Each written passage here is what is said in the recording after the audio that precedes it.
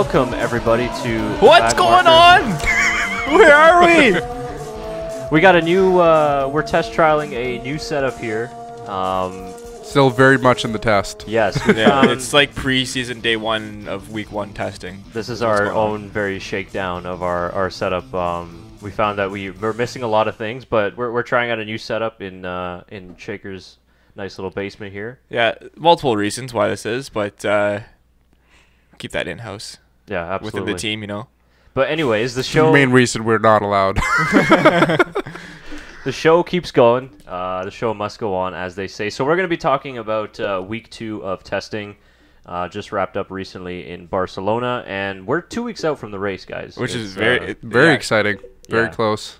Yeah, kind of weird thinking, oh, it's already March, but yeah, we're 2 weeks away. it's Just pretty, not too long ago, we were thinking that, oh man, it's so far away. 2 weeks. Yeah, Ready to go. it's pretty crazy how quickly the off season went by, but it's good also. Yeah. So We yeah, kept ourselves entertained with other things, you know. Yeah. So We did. yeah. yeah, we were pretty quiet on the channel, but I mean, the Racing Point launch helped, which I guess we can talk about a little bit. Me and Tyler talked about this a little bit last week about the Racing Point launch, but you weren't here. So any thoughts from the launch from yourself? Honestly, I would say it was. I was expecting a lot less before we got to the event, and I was kind of blown away with all that we did see and how they went about it. Very well organized event, first of all, and a lot more open than I was expecting it to be. Like I was expecting to be a lot like hush hush kind of around it. Even afterwards, them not really talking about it too much. But I guess since after the release, like our interview with Crofty and all the stuff that we did see was quite interesting, and even the car show itself was really well done. So, it's good. I know it gave us a pretty big boost on our views and everything like that. Yeah. So we appreciate everyone tuning in. 3 subscribers away from 500. That's right. It went was huge. down one. Yeah, it went down It was one. like yeah. 498 last week. Yeah, I'm it like, was. Who unsubscribed? What's wrong with you people? We probably talked shit about Hamilton or something like that.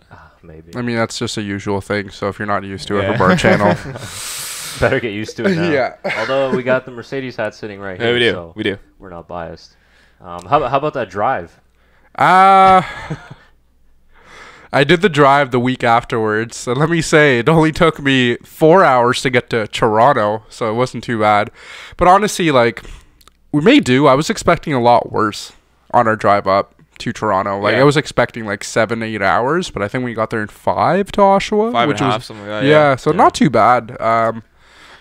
Just had to keep an eye out for a lot of the things. But yeah, no, it was pretty well done. Yeah. It's like driving with a constant halo in front of you. Yeah. Except it's snow. Yeah. No, it was fun though. It was and the response was good. So great experience for us.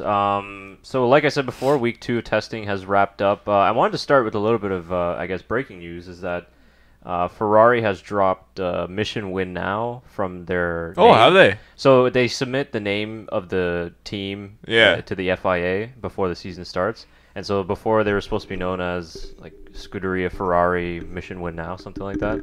But they've dropped Philip Morris International, and this is the slogan that they came up with. And I think the reason is because of Philip Morris International is a tobacco company, I believe. Oh, yeah, it's not allowed. And in Australia, there's different rules or regulations about that, so they've just dropped that from their entry name going into 2019. So I think they'll still have the Logo. Mission Win Now thing on the car, but it won't be on the team name at least. I think we all know, of course, Marlboro was the big sponsor for Ferrari back in the day when Schumacher was racing around, and of course, then obviously the tobacco ads were back with banned pretty much. Back in the day when you smoked cigarettes while racing. While in the car, yeah. It was a huge market. I mean, every racing series had either, like you said, Marlboro or Lucky Strike. Or Winston was one too. Yeah. And they were iconic, though. That's all. I remember those logos and those sponsors from all the time. So yeah, it would be cool actually. Jewel ruined it for everybody. I say that as I have my Jewel right here. That'd be something to have it on car, eh? Well, To get sponsored, but no, by Jewel. Oh, okay, yeah. Like the modern day. I don't know if that would be. Hey, I could see them breaking it out into it. You never know though. They don't have any American teams, and it's America that's against Jewel. So. Well, Haas, we could say. Yeah. I guess so. And actually, is Jules are they black and white, or like what's their colors? I mean, that's I think black. it's just black and white. Yeah. I mean, that would work on the Haas then. It'd be nice. Add a little gold in there for rich energy. Gold? Yeah, for sure. So that was a little something I was reading just on the way over here. So, second week of testing, sort of a little bit of the same as the first week. We saw the Ferraris looking strong. Yep. Mercedes finally kind of showed their real pace on the final day when Hamilton went second quickest. Vettel was, I think it was like 3,000ths of a second off from Sebastian Vettel. So very close at the top. So it seemed like Mercedes just kind of wanted to show the true pace just at the end because they were kind of sandbagging through most of the 2 weeks of testing. Yeah, they did a lot of laps and a lot of, I think, trial work. And I think they had a big issue in, like, it seemed like the first week they just got it wrong. And they brought a whole new aero package in for second week. And then they kind of not had to restart, but had to log a lot of laps to get a bunch of whatever data they get from that. I don't know. There's so much technology in testing. Yeah, I'm just reading here the final lap counts through the 2 weeks of testing. So Mercedes was number 1. They had 1,190 laps. And then Ferrari was number 2 with 997. And Renault was third with 961. So Ferrari had a few in the second week. Unfortunately, Vettel had a rim failure. Yeah, which was actually a pretty scary crash. Yeah, I believe it was turn 9 or turn 4, just through the S's there after turn 1. And then on Friday, he had some electrical issues that forced him to stop on the track. So that's one of the reasons why they kind of fell a little bit short of the laps. But Mercedes obviously looking as reliable as they have in the last 6 years. Yep. Completing the most laps of testing that's sort of been similar throughout. And just sort of looking at other teams, I mean, Toro Rosso was 4th in most laps completed, and then behind them in 5th, Alfa Romeo and McLaren in 6th. So positives for those smaller midfield teams that they were able to rack up that many laps. And then obviously Williams and Racing Point in 9th and 10th in terms of how many laps they finished. Williams, obviously, we knew their issues. We talked about that during week 1. But Racing Point as well, they didn't get as many laps done because of the lack of parts that they have in Barcelona.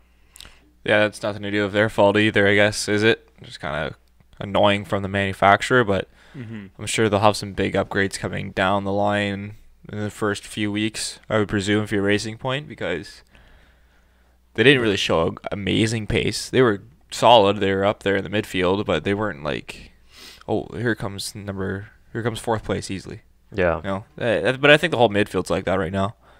Yeah. And Haas was another team that sort of focused more on longer runs. Yeah, they've been quiet. They didn't really turn up the engine much, but they look really strong in terms of in pace, the long runs as well.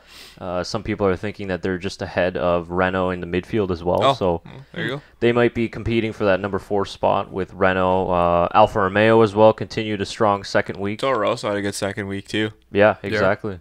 Yeah, Alex Albon, just looking at the overall fastest times. Let's see what we have here. Toro Rosso was 6th and 7th in terms of the fastest laps overall. All set on the fastest compound, the C5 red tire. So, yeah, I mean, they showed good pace. Looks like that Honda power unit is good this season. And Alex Albon, the rookie, also had a pretty good week in testing. He had a faster lap time than Danny Kvyat, so we'll see how they shake up. We'll cover that a little bit more of that in the preview in terms of where they'll fill out. But for testing in that term, they had a good testing along with Honda as well. Yeah, and I guess the biggest thing for Honda was the reliability, and they got it.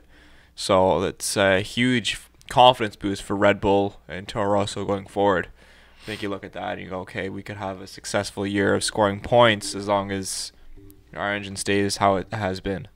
And speaking of Red Bull, Shaker was kind of, as he was reviewing the numbers, was like, well, where was Red Bull? They were pretty quiet. They didn't really have many times. And Pierre Gasly's had a pretty rough start to his Red Bull career. He crashed in week 1, but then had a huge shunt in week 2 that completely damaged the gearbox. Yeah, probably the worst spot you could hit on that rear part of the car because he completely tore it off. Exactly. There was no back half of the car. very identical to, if you remember, Hartley had the same crash last That's year. right, yeah, and his whole back end came off. Yeah, like and it literally fell off.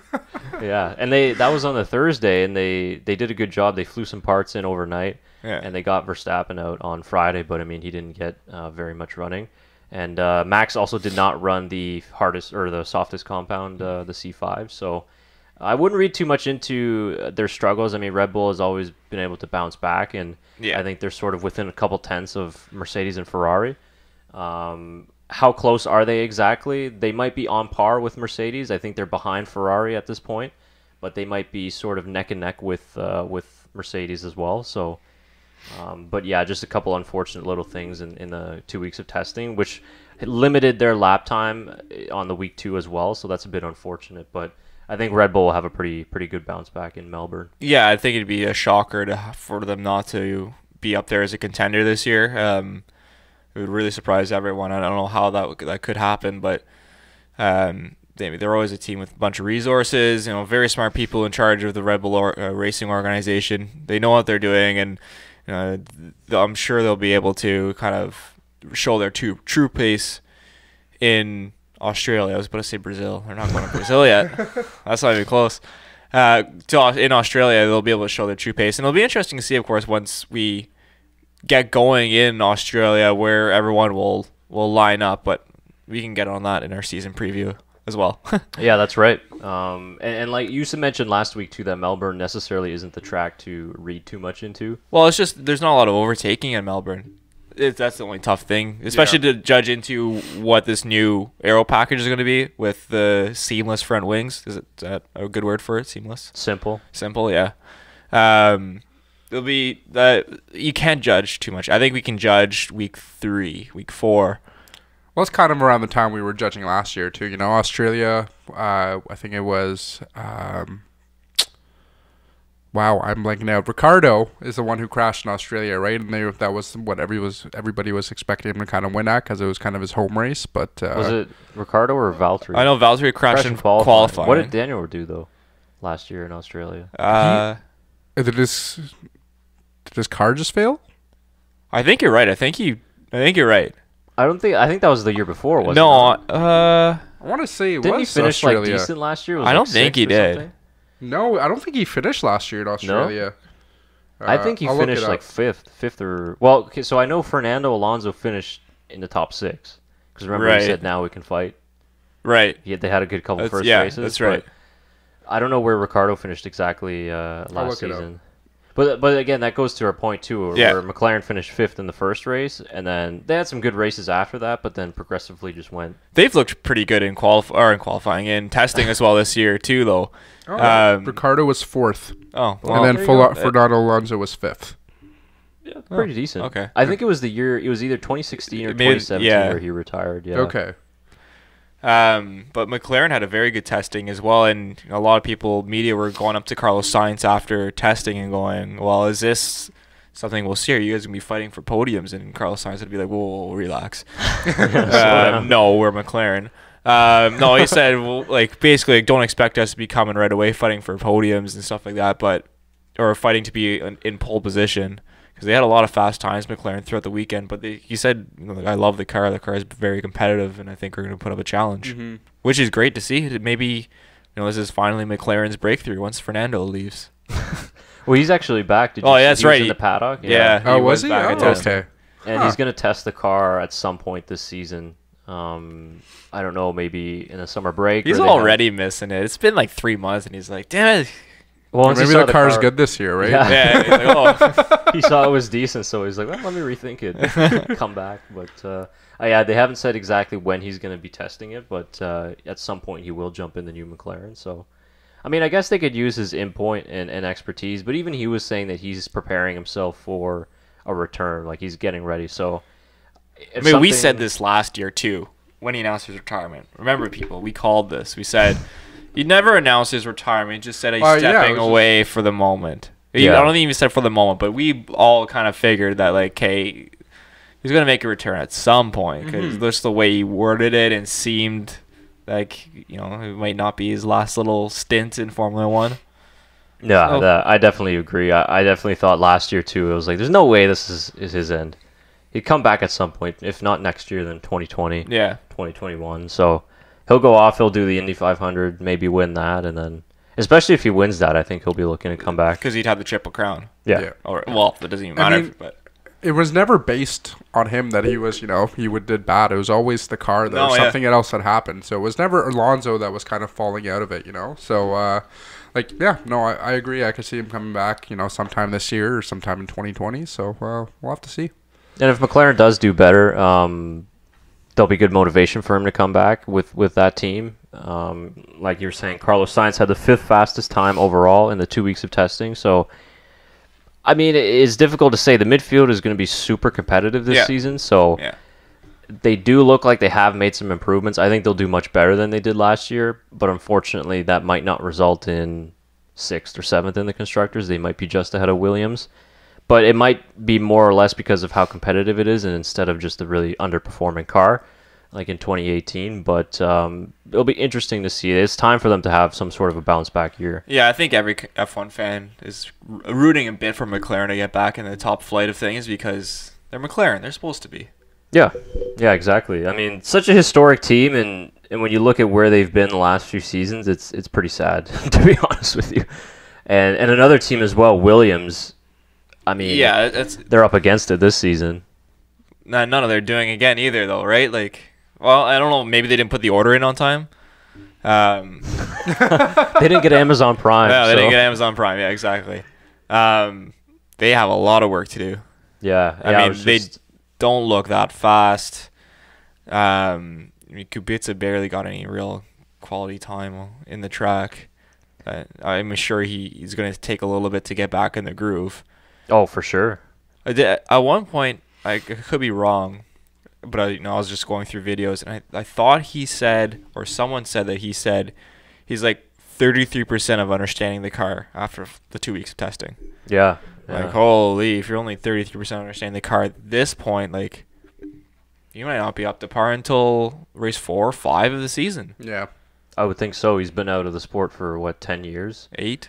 Yeah. 10? Almost 10. Yeah, it's got to be somewhere around there. Yeah, so he got a few practice pit stops, a couple of practice starts, but again, like you were saying, the race is a totally different thing. Yeah. And I'm just looking at how many laps they did, 567 over the 2 weeks, which it's kind of funny because Racing Point, 625. So, I mean, not that much of a gap. It kind of shows you that Racing Point, whatever the issue was with the lack of parts or upgrades. But, I mean, it's interesting because Williams did miss almost 2 full days of testing. Yeah, and, well, you can say 3 days because day 3 was just kind of like a shakedown. Right, yeah. But, Kubica also got the 10th fastest time. He got a 1:18.9. So he's 2.7 seconds behind Vettel. And that was on the softest compound tire. On day 4, he got over 100 laps. So he had one day where he got over 100 laps. So difficult when you're coming back. Difficult for George Russell as well. Yeah, when it's your first season. Poor guy. He's gonna end up like Sorokin and. Yeah. Well, maybe not. Sorokin had a little more money. That's true. Where are we placing bets for Williams this year then? 10th. Okay. Yeah. Good. I figured we'd all be in the same position there. Yeah.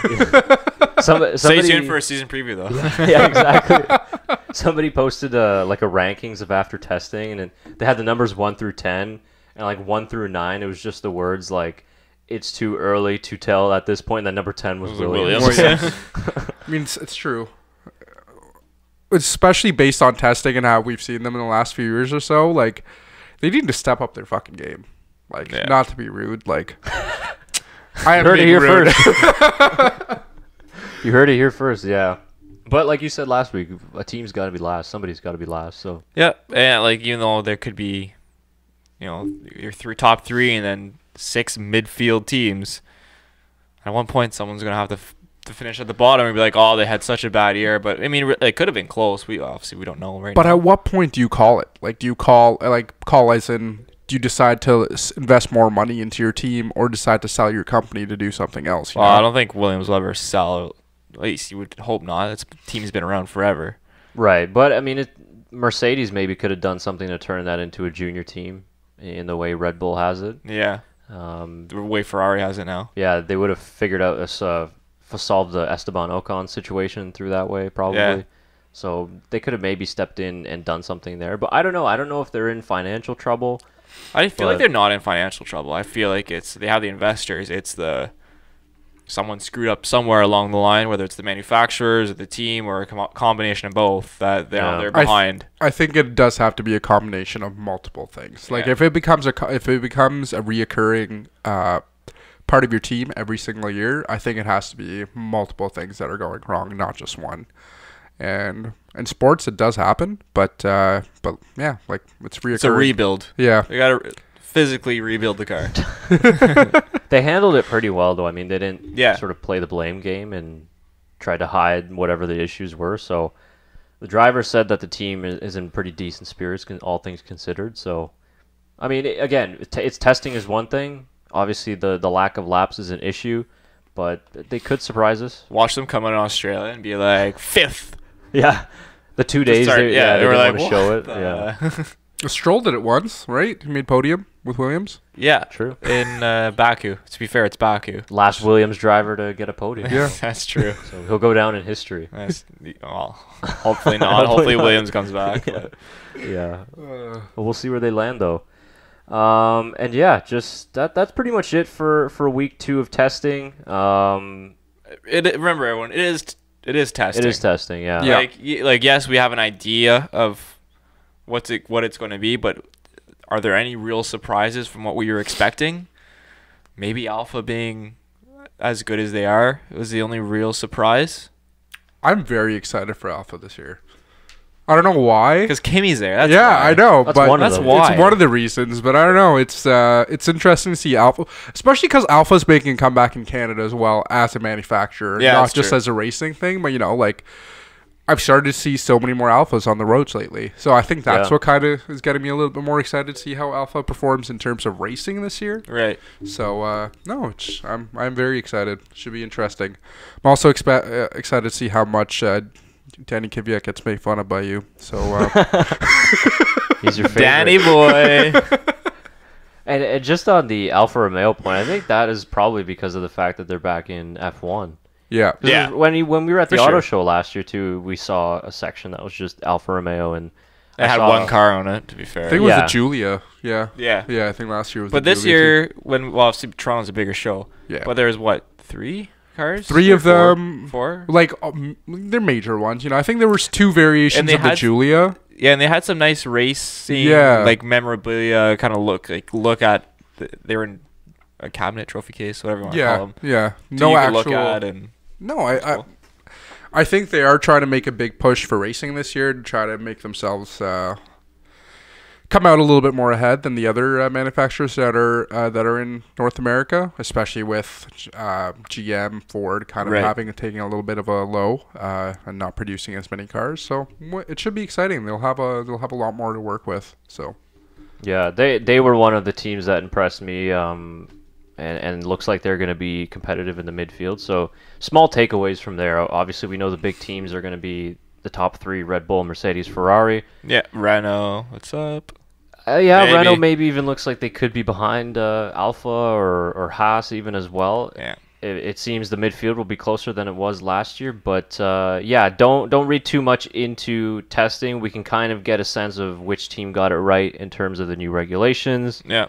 Obviously, a team like Williams that didn't get it right, but I didn't get a lot of things right. Yeah, so we're 2 weeks away from Melbourne, and that will be the big reveal. Will be the big show to see who actually will be able to be good this season, and then of course, obviously, the races to come after that. That's when we'll really find it out. But it's been nice to follow the 2 weeks of testing. F1 has been a lot more active with testing as it was. It's not some guy with a shady camera like popping over a wall to like try and catch a glimpse of the new Ferrari. Like. It's actually broadcasted, it's well done now. And I feel like they're just accepting social media a little bit more this year in terms of like what they're doing with their podcast and everything else, their Twitter. So they're definitely a lot more involved. And I think we noticed a little bit more with the Racing Point unveiling that we went to, like super involved in terms of everything that they were doing in terms of social media, trying to get themselves out there. So I think F1 and like you said, is just doing it a little bit more. Doing it better this year. Yeah, and actually on that note, just the last two things before we wrap up this episode. If you guys haven't heard, Netflix, the F1 docu-series, that is coming out this Friday, March 8th. So it's a 10-part series on the 2018 F1 season without Mercedes and Ferrari. Yeah, which is hilarious. Because they didn't really want to give access. Two main leaders for F1 refusing to be part of it. Yeah. Guys, go watch this great documentary about the oh, wait, never mind. About the 8 other best teams in F1. The 8 worst teams, I mean. Yeah. It's going to be very cool to watch, though. I'm really excited. Well, I'm excited to see because it was Alonso's last year. So maybe he'll get a little bit more screen time in terms of that. But yeah, I'm also excited to see the reactions from everybody else's point of view for Max's crashes. Right. Not getting the point of Ferrari and Mercedes whatsoever. Yeah. So that's true. I never thought of that. Yeah. They were very heavy in the promotion. Ricardo, Verstappen. Well, that's the biggest team being featured. Yeah. Right. And a lot of the family, too, of the drivers, which will be interesting to hear their perspective on it. So I'm really looking forward to it. I really want to see the when Nico was upside down. Yeah. Hulkenberg was upside down last year. I'm really curious to see what the reactions were going on inside the Renault pit and everything while they were waiting to extract him. That's going to be interesting. See, mine is Ocon and Max for the last film. Oh, yeah. That's true. Good point. That's what I'm looking forward to. I wonder as well in that series they're going to show all of Hartley's crazy crashes because he had like 4 or 5 of them that were just ridiculous. And remember, that wasn't even the biggest crash of the year. Marcus Ericsson almost when he went flying. Walked away, no problem. Yeah. Oh, I'm excited now just to see reactions. Especially if they're leading into this season, it's gonna be nice to see like Gasly and Leclerc like in the smaller teams trying to if they're gonna try to connect it to the end to them moving into Red Bull and Ferrari. So it should be interesting. Imagine if they had scenes when they signed the contract, like Leclerc with Ferrari or Gasly with Red Bull. That would be interesting. That'd be very cool. There's probably a lot, they just showed in the promo, which looks amazing, but there's probably a lot of great behind-the-scenes stuff we'll be able to see. So a lot of the training, too, they showed a lot of training, drivers doing training as well, which would be interesting to see. We don't really get to see that too often. No, we don't. So. Yeah, the only real spot we really saw that was Nico Rosberg when he put it up on his YouTube channel. Yeah. That's pretty much it. That was pretty much it. And, Netflix doesn't really go wrong in terms of docuseries. Like, there hasn't been a docuseries I watched on Netflix or produced by Netflix where I've been like, well, that was kind of fucking useless. Like, you get something out of their docuseries whenever you want them. So, watch them. So, should be interesting for sure. Yep. Let us know what your takeaways are as well from testing, if you have any. Maybe your biggest surprise, your biggest disappointment. It is testing. It is hard to have conversations about testing. But don't worry, the season is not too short away, and not too short away will also be our season preview. That's right. And last thing before we go, for all the Mexican fans out there, they have missed their initial date to renew their contract for the race. So race is in jeopardy for 2020. They're not really sure because of financial issues. That's too bad. I love that track. I love the atmosphere there. Yeah, it's a great weekend. Great fans. Like you said, racetrack is amazing, of course, in Mexico City. So the future of the Mexican Grand Prix is a bit muddy in the water. Don't worry, we have Vietnam next year. Yeah. I can't wait. I can't wait for that. Honestly, that's going to be the highlight of my 2020 season. No matter what, it's just going to be... I do want to go to Vietnam. Looks like a great country. I've heard it is great. Brad Cotton actually went to Vietnam last year. He said it was beautiful. Yeah, no, I would love to go. But they're turning a dirt road that's beside a stream into a racetrack. Yeah. It should be really cool. Yeah. It'd be cool if they did, now that we're in the docuseries, if they did a full docuseries on the making of an F1 track. Yeah, that'd be interesting. No? F1, listen to me. Hire us. Don't sell your idea so quickly. Yeah, I know, right? They'll pick it up. Yeah, they will pick it up. Patent it right now so that you can bring this video back if they. Yeah. Exactly. All right, that's it for all the testing news for week 2 and the 2 weeks that we've been covering F1 testing. A couple days from now, we'll be releasing our 2019 season preview. We'll go through all the teams, the drivers, and we're each going to make 3 bold predictions for the season that you guys can agree with, disagree with, and then at the end of the season, we'll replay the video to see how horribly wrong we were. Yeah, we're going to be awful. Yeah, exactly. Awful. We're a couple subscribers away from 500. Yeah, I think please. we're 3 away, so let's get that up to 500. We got the That's a huge goal for us of 1,000 for this season. So we're on our way, ladies and gentlemen. Yeah, 500 over a year isn't too bad though. Slowly making gains. Actually, I was looking at today on the day we're recording this, which is March 3rd. We recorded our very first episode on March 3rd. March 3rd. Really? Last year. Oh, really? Wow! Happy Nice. anniversary! So happy 1 year anniversary, boys. We made it a full year without giving up. Happy anniversary. My longest relationship ever, guys. That's a joke. Yeah. We still like each other after a year. It's all right. No, yeah, exactly. All right. Thanks for joining us. We'll be back in a few days with the season preview.